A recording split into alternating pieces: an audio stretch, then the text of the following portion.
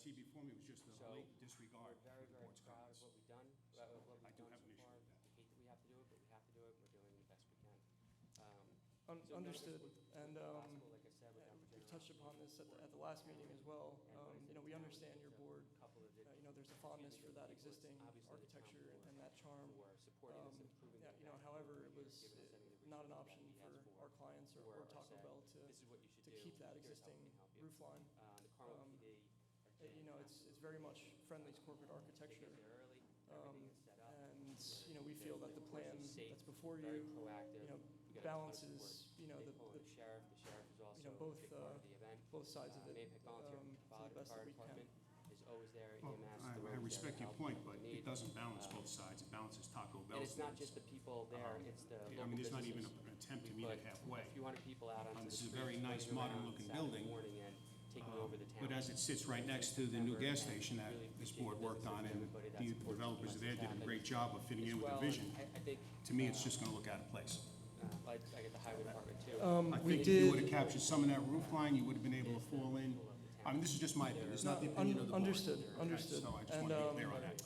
And we did, you know, with the roof line, you know, kind They're of on their kayaks watching. out of the question, or, you know, from our team's perspective, we did try to take some of the other elements from those projects, the Cocoa Farms gas station and also the McDonald's project, and tried to incorporate, you know, some of the materials and some of those things. 6 years, And, 4 years to come, hopefully.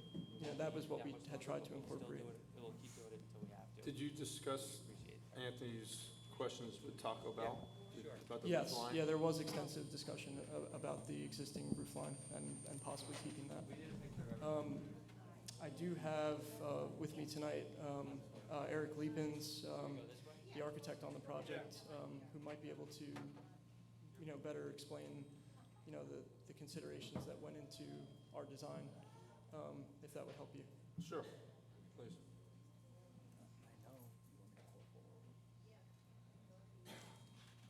Hi, my name is Eric Leapins. So regards to the existing building, as Paul did mention, that is Friendly's corporate architecture.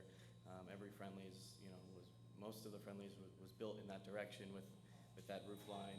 And in the eyes of Taco Bell, I mean, we can't just come in and put a sign on a Friendly's building or you know, modifying that roof line the way it is there's no modifying. It would be a complete You guys have always said yes, and everyone in the town. scrape and then I think it's easy when it's rebuilding it, fresh. even if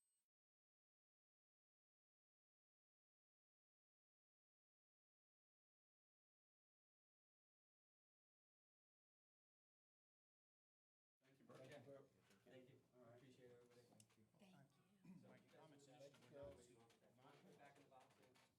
and reserve, and then bring in your finishes and your color schemes to work with that existing. That's where I was at. Okay. All right. We're good. We're gonna go then. Thank you. Unless you want us to stay for the rest of the day. Lou, thanks. Talk to you soon. Thank you. Bye, Bert. Take Bye, girl. care. Provided the frame is black, the door and mullions are dark bronze. There's no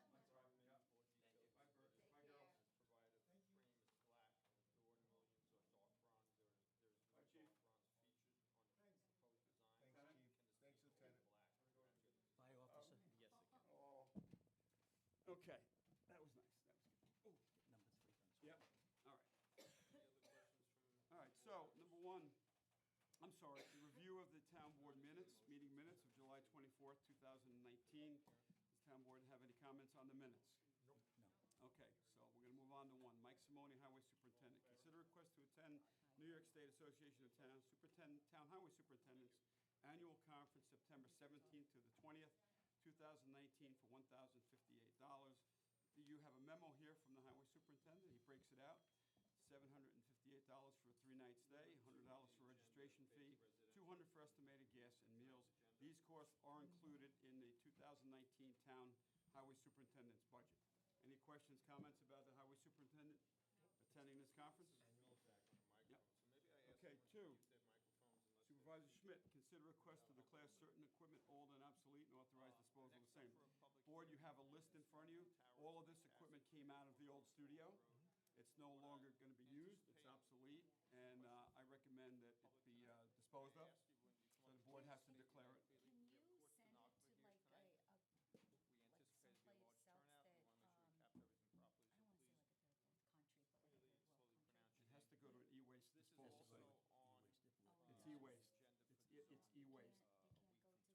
may wind up in what you just said.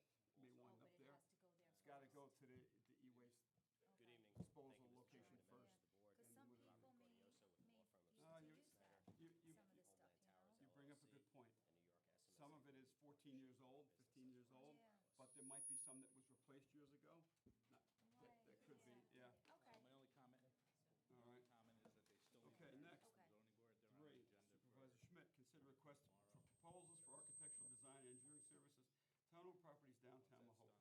So what this is, just real quick, our engineering department, the town engineer, the engineering projects coordinator, and the town consulting engineer are gonna be developing the scope of the design and architectural services for the Mahopac Business District properties that we either had acquired or in the process of closing on, which includes the Main Street in Mahopac, by the way.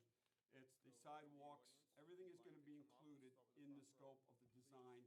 So it's all inclusive, so it's not just one parcel, it's multiple parcels that is gonna be part of what we feel is gonna be the rebuilding, if you will, of downtown Mahopac. It'll be, Actually, I think the presentation. restoration and repairs and upgrades and new amenities and new elements in downtown Mahopac that no longer exist, that currently don't exist, which is a municipal parking lot, which is widening of the sidewalks in the business district.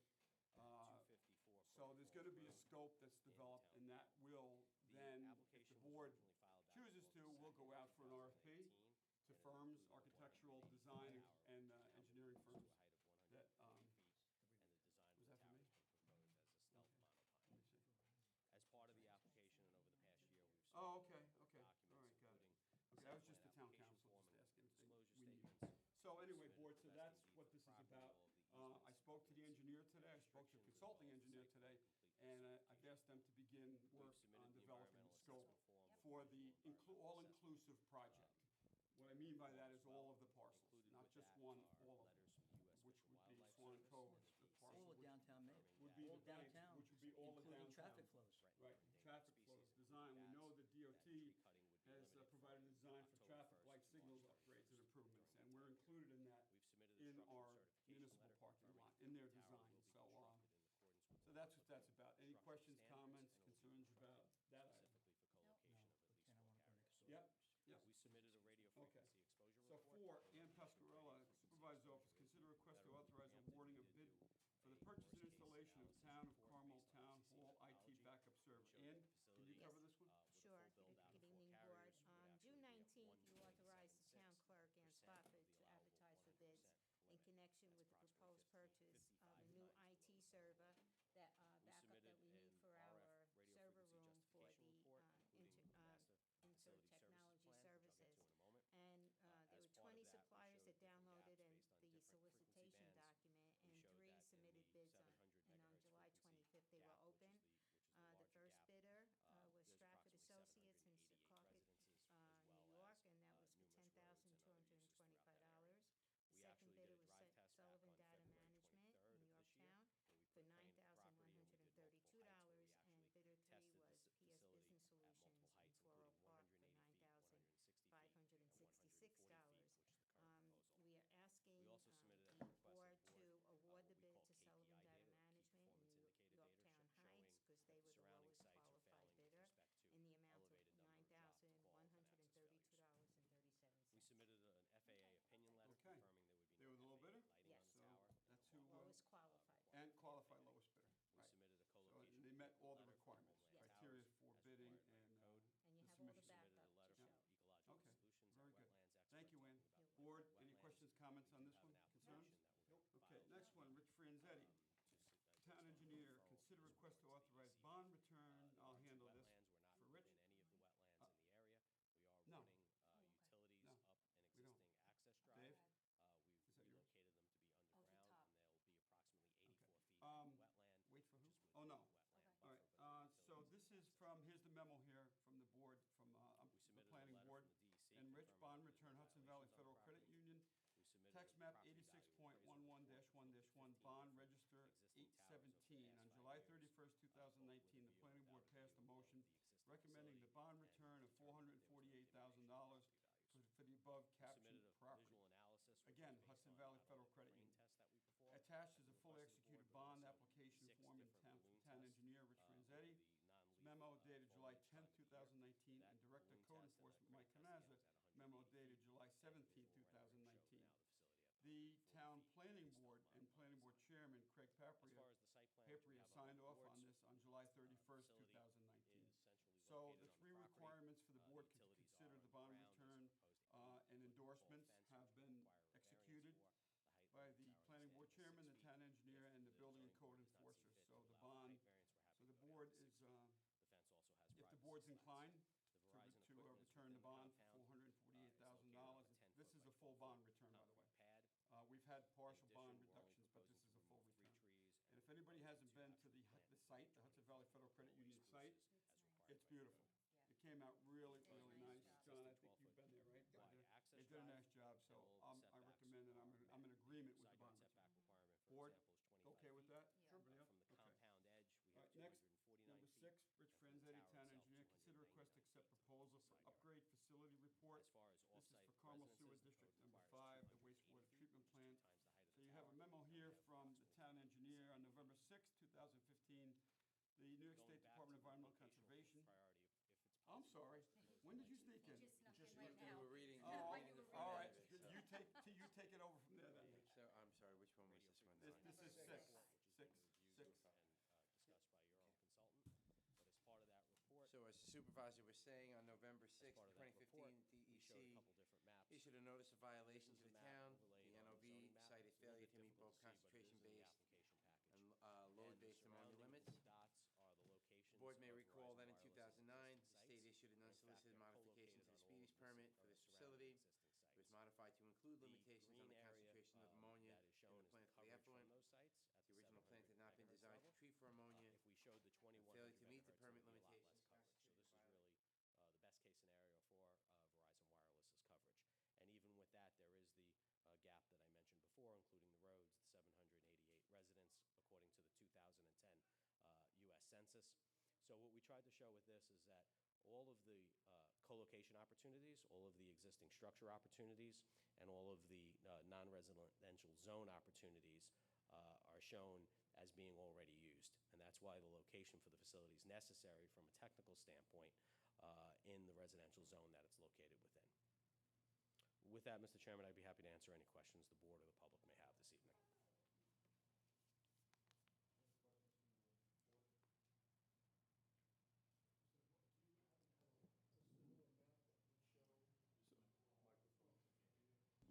Do you have a coverage map that shows the change in coverage with this cell tower? Yes, we do. So the proposed coverage, and again, this is the 700 megahertz. What we did in the full report, we have all the various heights, we have all the different various frequency bands. This is really the best case scenario. This is the coverage at a 136-foot center line, maximum height 140 feet from the 700 megahertz band in blue. And as you can see, it does cover the gap area as outlined on the prior slide.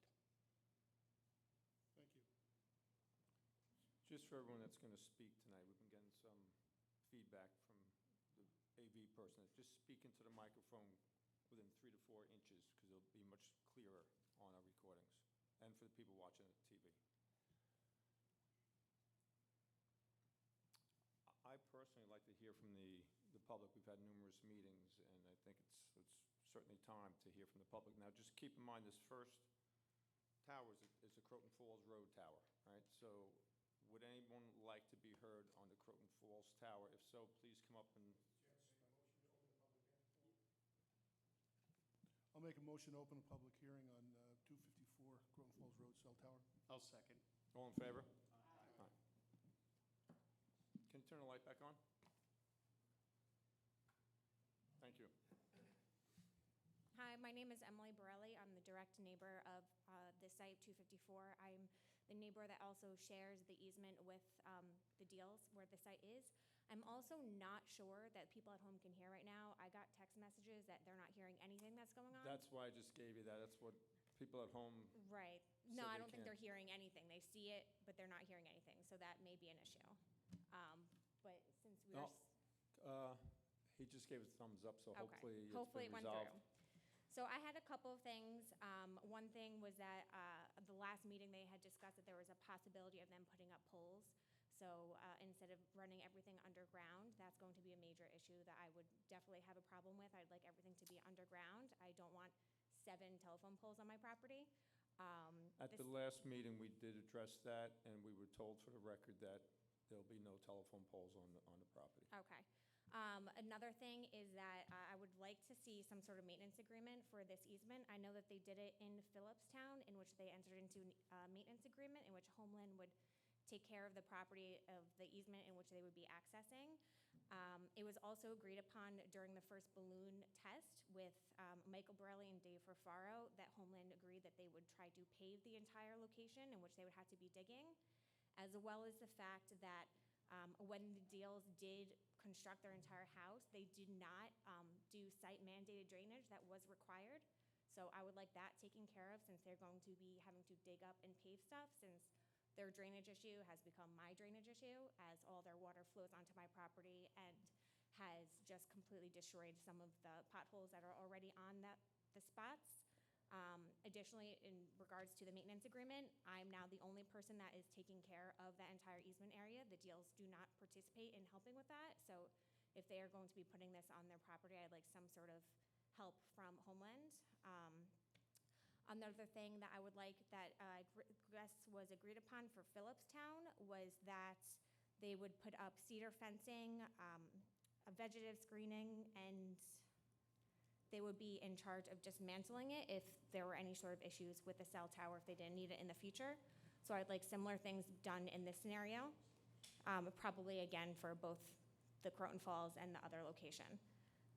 Additionally, I know they had discussed in the last meeting that they may, if they needed to try and alter the cell tower in some way, that they would be able to do that potentially. I'd like to know before they're given approvals now what the next procedure would have to be if that came about. So let's say in the future they need to increase the height by 10 to 20 feet.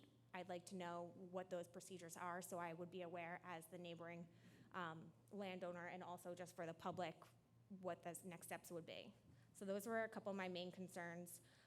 I know that they had mentioned they're going to do the tree, and I guess that's also another item that was agreed upon in the Phillipstown, in which Homeland had agreed to these items. So those are kind of my main issues. Was I'd like some sort of maintenance agreement with Homeland. I'd like it to be paved since they're going to be digging everything up. I'd like some sort of drainage issue fixed that the deals did not do that was site mandated when they did construct their property. Again, I would just like everything to be underground, no poles, and for the tree to be that shape. So those were my main concerns. Thank you, Emily.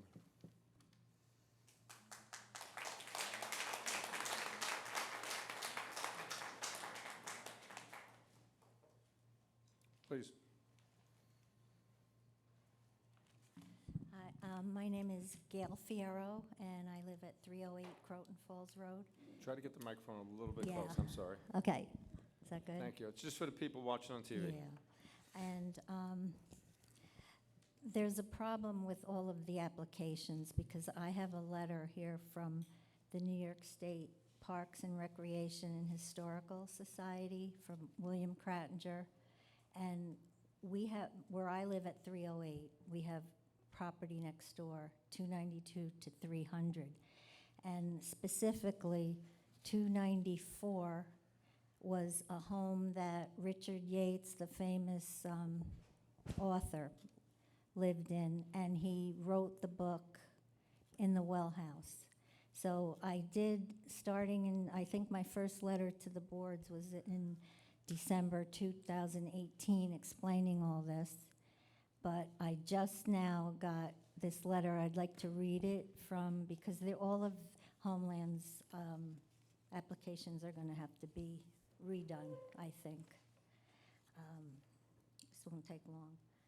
This is from, it's regarding the well house and the fountain house, which is number 294 Croton Falls Road. And it's Richard Yates Related Resources for the State National Register of Historical Places Eligibility. And, they wrote, Dear Mrs. Fierro, thank you for taking the time to meet with us and my colleague in July on the property. We appreciated the opportunities to see the former Putnam Playhouse Cabins property, and in particular the cabin in which the Yates family resided between 1956 and 1961, and the so-called Well House, in which Richard Yates authored his best-known work, Revolutionary Road, which was later made into a movie. The work published in 1961 is today viewed as among the more important works of contemporary American literature, and one which gained considerable critical acclaim from other notable authors, among them Tennessee Williams and Kurt Vonnegut. The Division for Historic Preservation has made a careful assessment of these resources as they relate to potential state and national register of historic places, eligibility, and we have concluded that they satisfied the criteria for listing. More specifically, the property appears to satisfy criterion A in the area of literature for its direct and salient association with Yates' 1961 book, which was authored while the Yates family resided there. The writer and novelist, Richard Yates, is a native of Yonkers, New York. He resided on the Croton Falls Road property beginning in 1956, following his family's relocation to the Mahopac area. The property contains the dwelling where the Yates family resided, which is addressed today as 294 Croton Falls Road, which we have a tenant's been living in there for 15 years now. In addition to a small outbuilding, the so-called Well House, which Yates fitted out with a table, chair, typewriter, and stove for his use as a small but comfortable writing space. It was there that Yates largely authored Revolutionary Road, which garnered him significant critical acclaim and which was chosen as a finalist for the National Book Award in 1962, along with works by Joseph Heller and J.D. Salinger. Both the cabin and the Well House survive today and maintain their historic interrelationship with one another. The larger setting of the site also remains largely intact to that time, so far as the disposition of the various playhouse cabins where the Summer Stock Theater was housed. And this is all recognized for years, even the Putnam Historical. He noticed the landscape terraces along with natural landscape features that round out the setting. These features collectively provide a historically accurate sense of place relative to the Yates occupancy period during which he authored the work for which he is today principally known, and which placed his name among the leading American authors of the era. It appears the Well House, so-called, is little changed from the time that Yates used it as a small secluded workspace, as it provides an authentic glimpse into the period of occupancy and the event, the writing of the Revolutionary Road, for which he is best known. This determination of eligibility is the first step toward listing on the SNRHP, which may take some time yet to complete given present workloads in terms of compliance with Section 1409 of the New York State Historical Preservation Act of 1980 and Section 106 of the National Historical Preservation Act of 1966, which states there is no distinction between a determination of eligibility and actual listing on the registers. And as such, the eligibility of the Yates-related resources should be taken into consideration relative to any action that triggers these historic preservation laws. The eligibility will be noted in our cultural resources information systems shortly. Thank you for your interest in pursuing this, and he says if I have any more accommodations to call him, and he would be happy. And it's anybody who would like a copy of this, I'd be glad to give them a copy of it. And I think we would, the board would like a copy of it. okay, and the other thing is just it's number 5, as we all know, on the 1 through 6.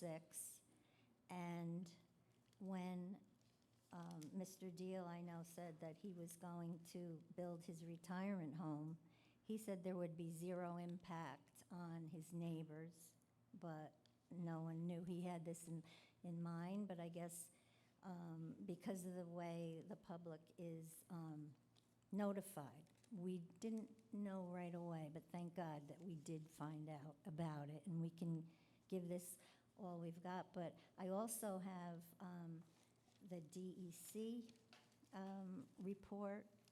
I have all kinds of reports that I've read thoroughly, and they all say that, no, it's not in contingents to any historical place which is even being considered.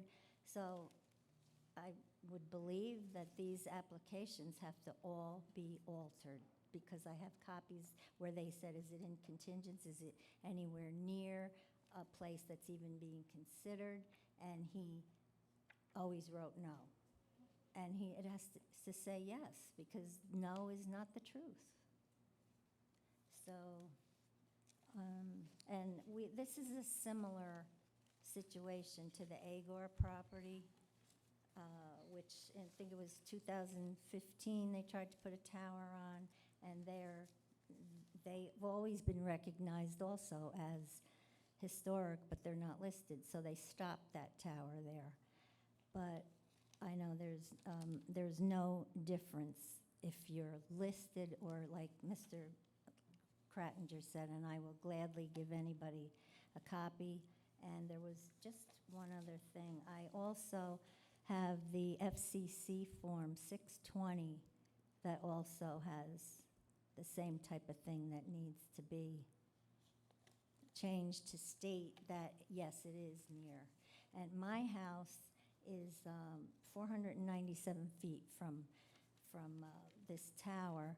I have my son and daughter-in-law live right near the 294 where Yates lived, and it's all you can see right back there. It's not that far. And my daughter, her husband live at 310, and my 3 grandchildren. And I know you can't bring up any health things with all this, but I don't know why anyone would want this. Who cares about their family, especially children? I think.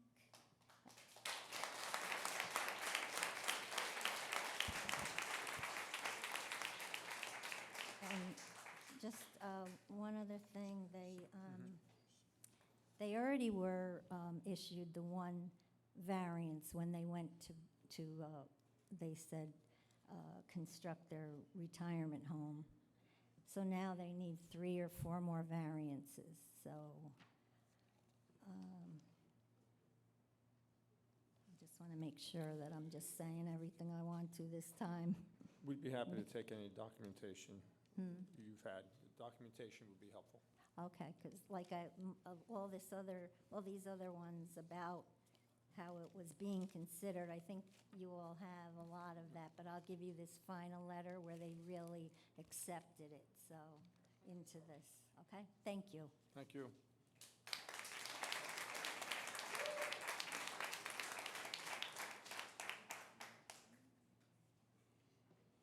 Anyone else like to speak on Croton Falls Road?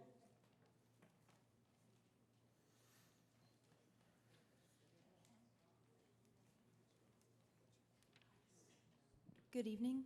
My name's Emmeline Swanson, and this is my partner, Tom Donovan, and we're located at 12 Weber Hill Road, within 1,000 feet from the proposed cell tower at Croton Falls Road. We are first-time homeowners who thought our biggest challenges would be settling in and bringing back the character of our historic house, which is seen decades before cell towers even existed. Instead, this proposed cell tower has been an enigma and a source of anxiety in our home, making us revisit our long-term plans of whether or not we will continue to live in this area in which I was born and raised. Our home has been a major investment, like the many folks who are here tonight. But it seems one neighbor has other plans for all of us, so where is our break? We are not prepared. We are not prepared to have our home value adversely affected so others can collect a check. Is the town prepared? Is the town prepared to give everyone within 1,000 feet a tax break? Or maybe we should... Or maybe we can just take our share in the form of a check from Verizon. Better yet, we can turn down companies like Homeland Towers, who are fueled by greed, because, hey, they don't have to live next to it. Commercial activity of this scale and nature has no place in residential areas. Thank you.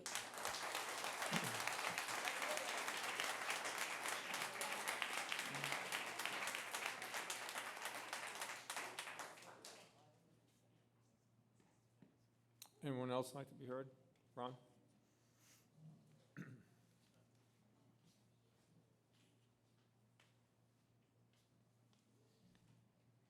Hi, Ron.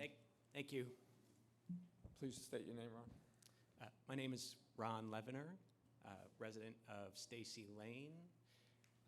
I believe our home is either the closest home to the actual site of the tower or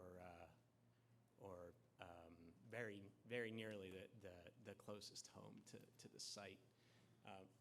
I wanted to just touch on a couple of questions that I'm hoping the Planning Board and Homeland Towers could respond to.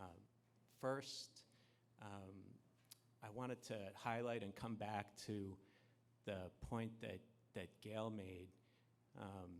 When the property in question was originally subdivided, the property owner came before the town, asked for a variance, and presented various arguments in favor of the variance, and also made no mention whatsoever of the current proposed use. And it really wasn't very long ago. And so it strikes me as strange that someone could come before the town and fail to tell the truth. And I don't know whether the homeowner at the time didn't have these plans. I can't say.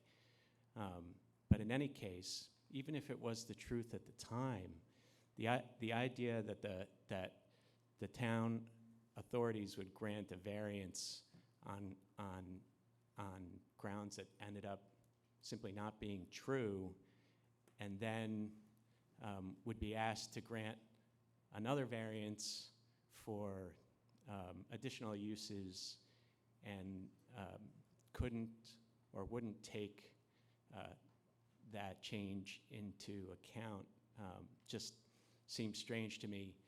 If there's a reason why that's okay, or if there's a reason why it shouldn't be taken into account, or if it has been taken into account and there's been a determination that it doesn't make a difference,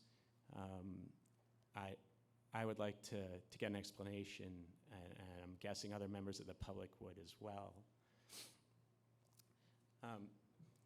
The other point I wanted to touch on that I'm hoping Homeland can speak to goes to the analyses that Homeland provided. They mentioned today and provided documentation around an analysis regarding loss of property value. They provided an analysis around sufficiency of coverage, and they provided an analysis that I understand to be an effort to show that they've complied with the prioritization requirements of our local code. Now, I certainly don't have the technical knowledge to judge the quality of the analysis with respect to coverage sufficiency or with respect to the other potential sites. But with respect to loss of property value, I certainly have an instinct on the topic, and I think anyone that's been a homeowner in this town or really anywhere else has a feel for the likelihood that analysis is really thorough and unbiased. And it calls into question for me, and perhaps for other members of the public, and hopefully for the board, whether the other two analyses are thorough and objective, or whether they are, I guess I would say, irretrievably motivated by the desire to get the application accepted. And so the question I would appreciate getting an answer to from Homeland is, what sort of assurances can they provide us with respect to the integrity of those analyses? What can they tell us about the team that actually performed those analyses, and especially whether they would be willing, in order to boost the credibility of those analyses, to have independent experts make the same sort of analysis and provide those results to the board.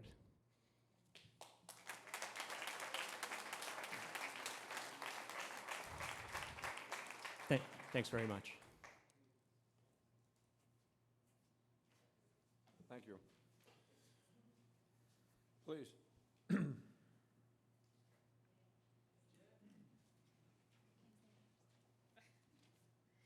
Hi, I'm sorry I came late, so I apologize if I repeat anything that anyone else has already asked or stated. Please state your name, though. Sure, my Thank name you. is Jennifer Simon. I live at 2 Weber Hill Road, so I live right next to the property that this tower is proposed on. And I have a few questions regarding a couple of the things that have been previously stated in previous hearings about this. First, one of the things that's come up a few times was that the site that was chosen by Homeland Towers is 5th on the priority list of locations cited in the town code. And at the last hearing, they still hadn't answered whether or not they had evaluated the previous 4 types of sites and why they had chosen something so far down on the priority list. I wanted to know if that question has yet been answered and what that answer is.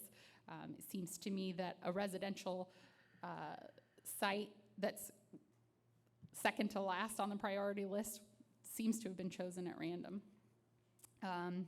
Second, I know that Homeland Towers has stated that they have lots of studies that show that home values increase within a radius of a tower. The science says otherwise, and I'd just like to know who conducted those studies and if those studies are going to be made available to us to review as well. I also would like to know if they use spatial economic metric analysis or what parameters they used for that study. Because according to the National Association of Realtors and the Journal of Real Estate Finance and Economics, and also the National Association of Appraisal Institute and the National Institute for Public Policy, that's not true. According to them, there's a significant social welfare cost in putting homes near cell towers and declining values of 2.5% on average. And for homes within view of those towers, the decline is 9.7%. So the 3 most reputable real estate and public policy institutes in the country and globally state otherwise. So I'd like to know sort of where they got that information. And if this does go through, I'd like to know how the properties directly abutting this property will be compensated for that value lost. Will there be any sort of tax incentive? There is precedent for this in other towns and other counties across the United States. I'd like to know if I'm going to be compensated at all for the loss of resale value in my home. Thank you.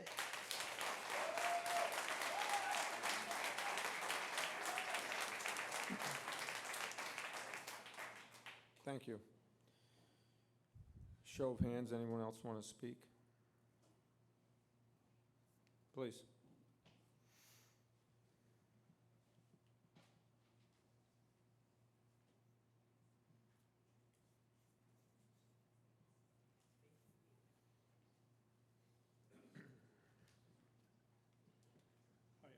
Hi, my name is Derek Truskowski, and this is my wife, Ali. We live at 24 Stacy Lane. Thank you. So we live actually very close to Ron. Just have a couple of observations. So first one, on real estate value, I'm sure that most of you shopped to purchase the home before. And if you had choice to buy a house next to the cell tower or the one that's far away for the same price, tell me which one would you buy? Okay.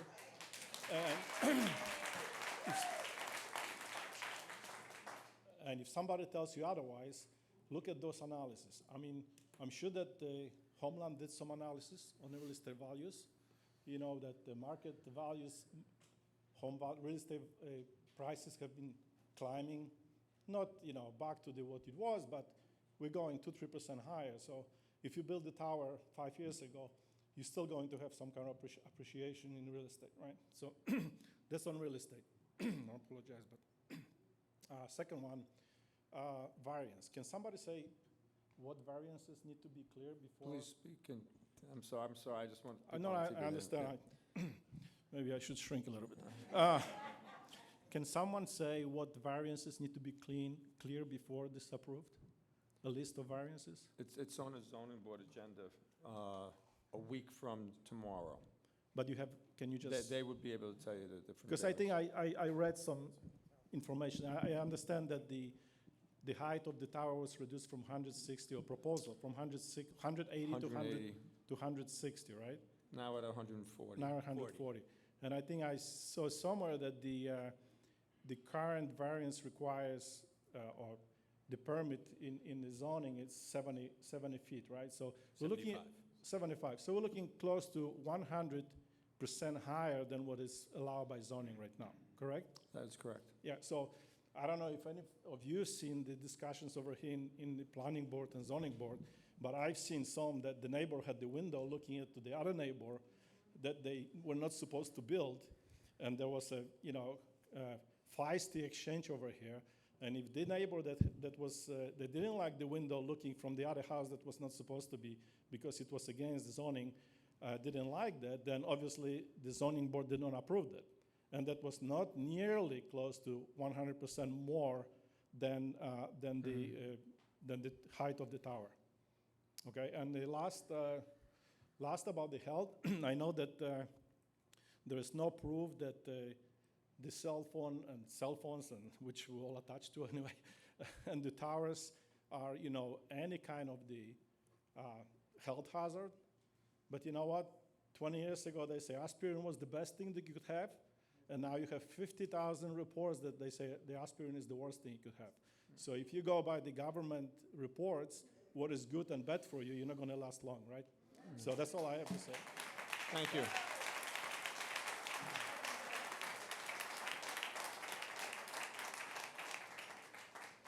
Thank you. Anyone else wish to be heard on Croton Falls Road?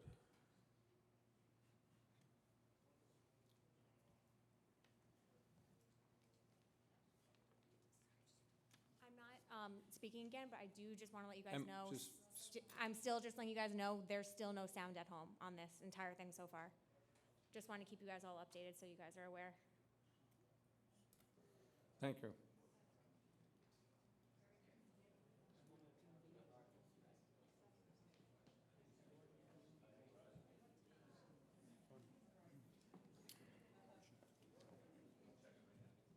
Need a motion to keep it open.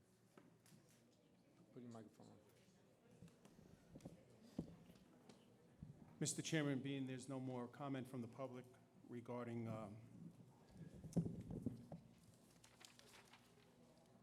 I'm sorry. Is there any other public comment? Any other questions? No, we didn't. This is still on Croton Falls. So, Mr. Chairman, being there's no more public comment on Croton Falls, I'd like to make a motion to keep this public hearing open. I'll second. All in favor? Aye. So what that means, It The September 11th meeting. That'd be September 11th. So, just for everyone in the audience, the zone, when it comes back here. That's what I was gonna. Continuation of the public hearing. It goes to the zoning board 8 days from now, and then it will come back to us, the planning board, September 11th. We were gonna take look at the notes and study it, and we'll make a decision after we consult enough. The public hearing will still be open. Yes.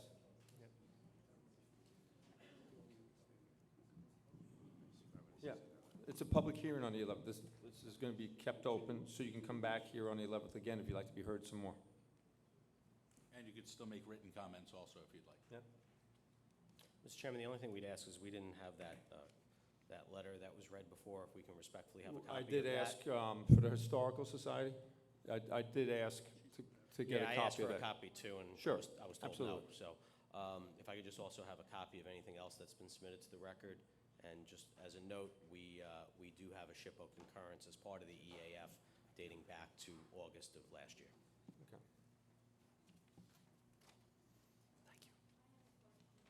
Thank you. No one will be able to hear you from there. Is this on? Okay, go ahead. My name is Linda Mondum. I'm a resident here 47 years, and I live on Eleanor Drive. I want to know why the height of the tower went from 180 to 140, and Dixon is 110. Can you tell me why we have to have it at 140? That will be discussed at the zoning board. I'll try to net out. I just wanted to get your feedback today, but the idea is about coverage. It's all about coverage, and there was adequate coverage on the Dixon Road at 110 as compared to Croton Falls at 140. It's all about coverage. What we want to try to avoid is having several antennas as compared to one. Oh, maybe you can. Maybe we don't have to have a monster, and you can have one maybe further down the road, you know? We don't have to be the one to take care of everybody. The height will be discussed also at the zoning board on Thank you. the following Thursday. Did you make a motion? I'll make a motion to open the public hearing for item number 4, Homeland Towers, Dixon Lake, 36 Dixon Road. I'll second that. All in favor? Aye. Good evening again. For the record, Robert Gaudioso with the law firm of Snyder & Snyder on behalf of Homeland Towers and Verizon Wireless. So I'm getting feedback that the people with the Verizon TV are hearing it okay. Mike just got some feedback. Maybe it's different networks. We don't know.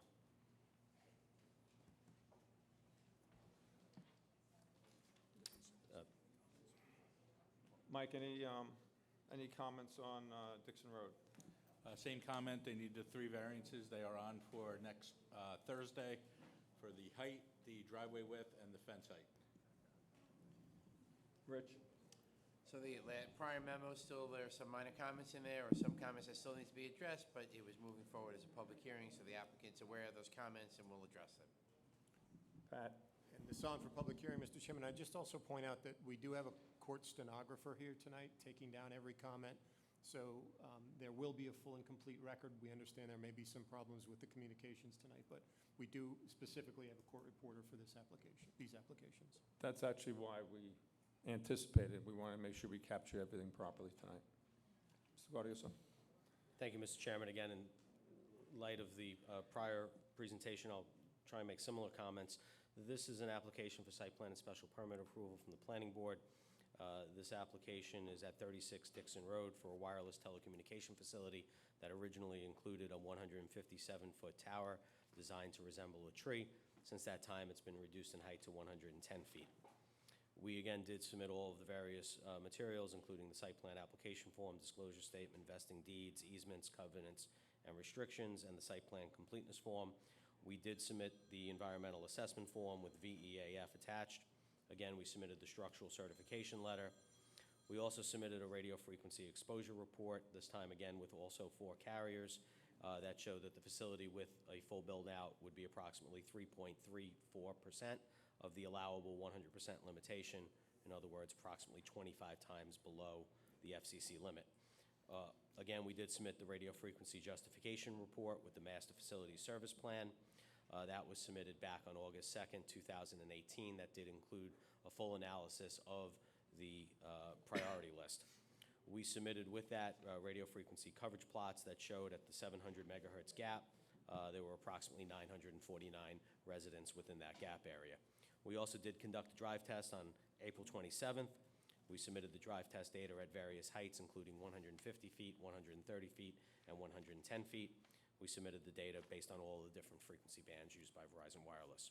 We submitted the drop call and access failure rate data, also known as the KPI data.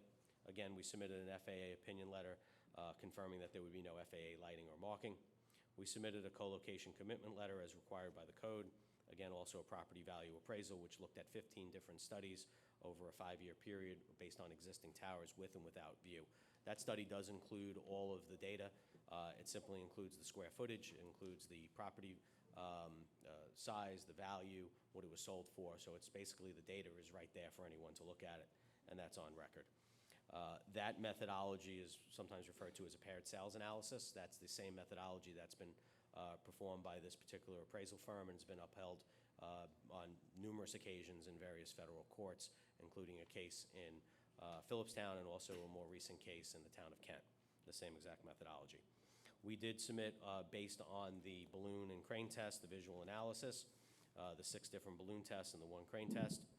Again, this site plan includes the underground utilities, the 8-foot tall fence, the 6 antennas, the equipment pad. In this case, because we're coming off an existing access drive and then proposing to use basically a path that's not currently an access drive to improve that path, we've agreed to pave any locations required by the town code that I believe is over 7%. We're proposing to remove 35 trees and plant the 3 20-foot spruces that are required by the code, as well as 2 additional Norway spruces. As far as the setbacks, again, we meet all the setback requirements. As far as off-site residences, we also meet that requirement. The code requirement is 220 feet, and we have approximately 327 feet. With that, Mr. Chairman, I'd be happy to answer any questions you or the board may have. Thank you. Thanks. At this time, I want to hear from the public right now. We have a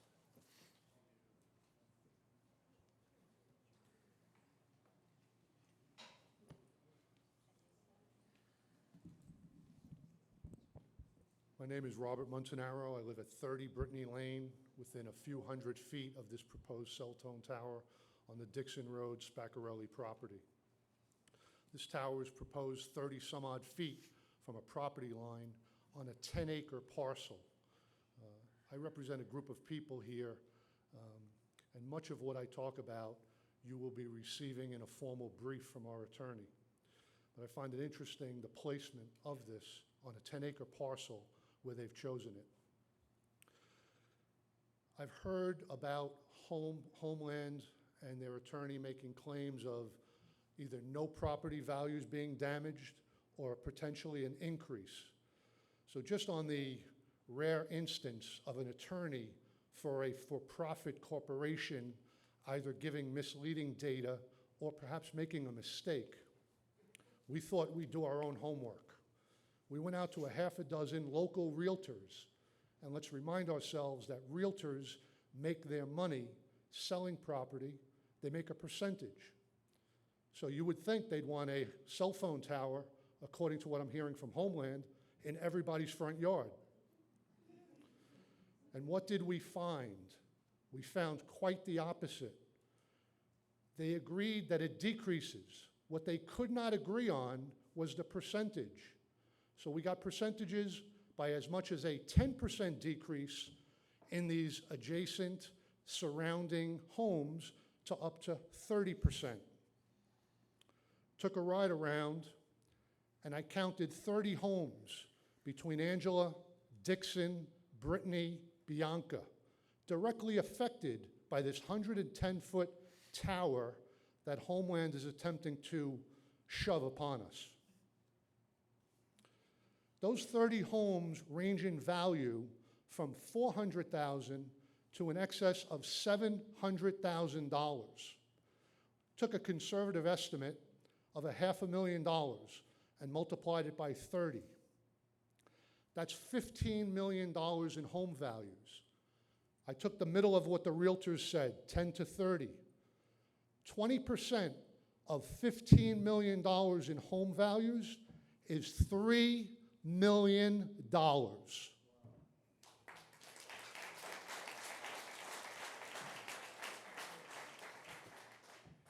Those same 30 homes pay close to $500,000. Let me say that again, $500,000 in real estate and school taxes to this town every year. These numbers are staggering and are certainly large enough to be considered for a litigation. When you receive our brief, you will also get various aesthetic letters from these homeowners about what it's doing to destroy the beauty of where they live. Some of them have said that they just want to simply sell and get out. To add insult to injury, the rent for this cell phone tower is going to go to a private individual instead of looking for alternate sites in the town where the town would be the landlord, collect the money, and perhaps use that money to help hold down the property taxes that all of the people in this town are paying.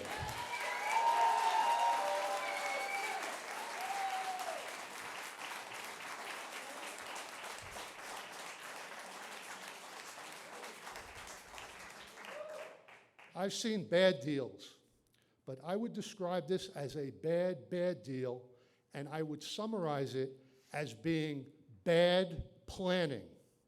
So we implore this board to turn down these variances. We will gladly walk you through, Angela, Dixon, Brittany, around our properties. We will also be happy to have you look at alternate sites that are not intrusive and, very importantly, would bring money to the town if a tower's even needed in this area. When you see bad data being given to you on one point, you should be questioning the credibility of all of the data that you are being given.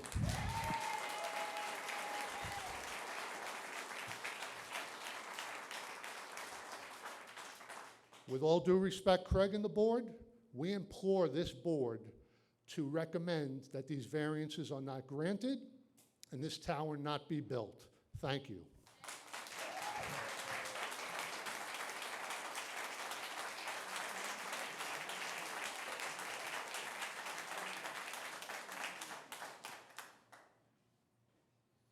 Thank you. Anyone else on Dixon Road like to be heard?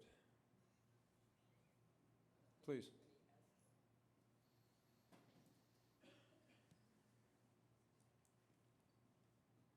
My name is David Pereira. I live at 42 Brittany Lane, same street as Rob.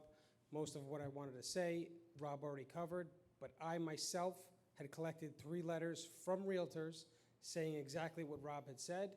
So to his point, if the data collected by Schneider & Schneider or Homeland Towers is different than what we're finding in town, I think we should all take a look at exactly what they're presenting as far as the rest of their information.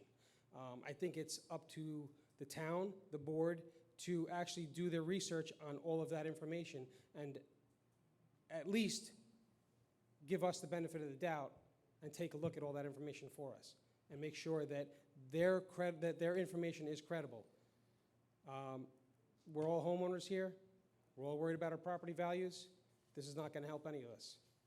I think we're all in agreement with that. Thank you. Thank you.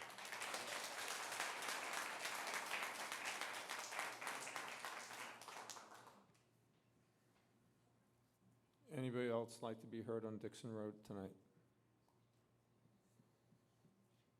So just like Croton Falls Road, this will be on the zoning board agenda a week from tomorrow. And I'll need a motion to leave this meeting open. I'll make a motion to keep the public hearing open. I'll second. Oh, I'm sorry, keep the public meeting open until September 11th, 2019. I'll second. All in favor? Aye. Aye. Thank you for your time this evening. Thank you. Motion to adjourn? Let's have a motion to adjourn. I'll make a motion to adjourn the meeting. All in favor? Aye. Second? Aye. Second? I'll second. All in favor? Aye.